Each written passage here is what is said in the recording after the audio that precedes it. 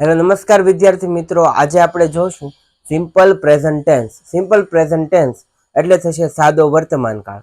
સાદો વર્તમાન કાળ એટલે થશે રોજબરોજની ક્રિયા દર્શાવવા માટે આપણે સાદા વર્તમાન કાળનો ઉપયોગ કરીએ છીએ.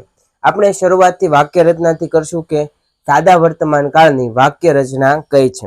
એની પહેલા આપણે અર્થ લખી લઈએ કે સિમ્પલ પ્રેઝન્ટ ટેન્સ એટલે થશે સાદો વર્તમાન કાળ. સાદો વર્તમાન કાળ. સિમ્પલ પ્રેઝન્ટ ટેન્સ એટલે સાદો વર્તમાન કાળ થાય. એને આપણે વાક્ય રચના લખશું. વાક્ય રચના. સાદા વર્તમાન કાળની વાક્ય રચના થશે પહેલા કર્તા પ્લસ ક્રિયાપદ, ક્રિયાપદનું મૂળ રૂપ પ્લસ કર્મ પ્લસ અન્ય શબ્દ.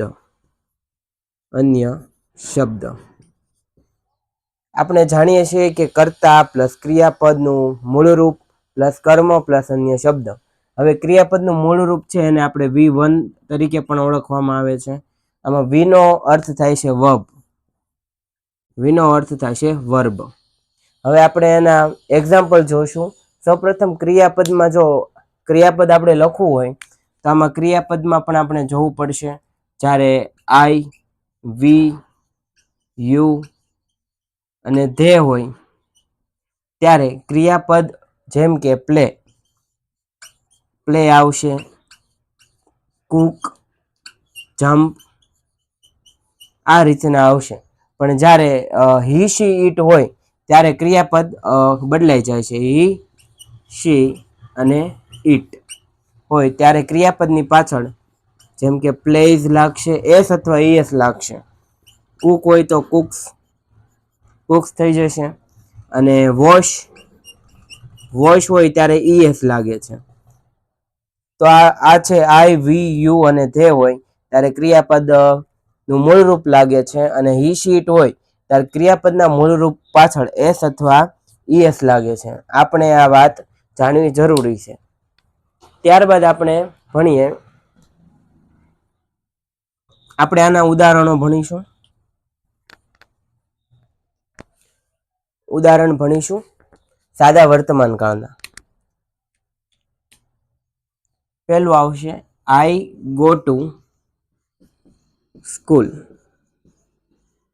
એટલે થશે હું શાળાએ જાઉં છું.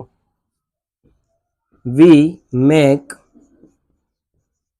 ટી અમે ચા બનાવીએ છીએ. આ થયો સાદો વર્તમાન કાળ. હવે આપણે એક વચન પણ લઈશું. શી મેક્સ ટી તેણી ચા બનાવે છે. તો અહીંયા આપણે ક્રિયાપદની પાછળ એસ અથવા ઈએસ લાગશે. ત્યારબાદ આપણે બીજું વાક્ય જોશું.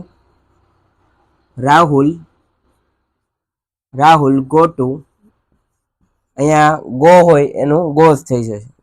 Goes to school. Rahul goes to school. ત્યારબાદ જ્યારે બહુવચન હોય ત્યારે જેમ કે Ram and Raj. sit on the chair.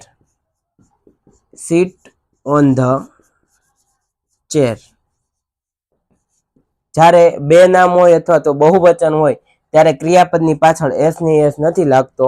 પણ જ્યારે એક વચન હોય ત્યારે ક્રિયાપદની પાછળ એસ ને એસ લાગે છે. અને આઈ, વી અને યુ, ધે આની પાછળ ક્રિયાપદની પાછળ એસ ને એસ નથી લાગતો.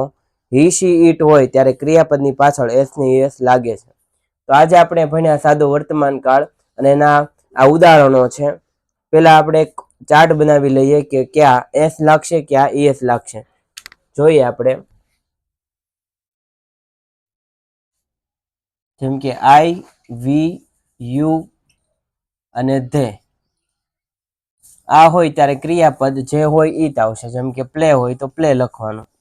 પણ જ્યારે હી, શી, ઈટ હોય ત્યારે હી, શી અને ઈટ હોય ત્યારે ક્રિયાપદની પાછળ એસ અથવા ઈએસ લાગશે.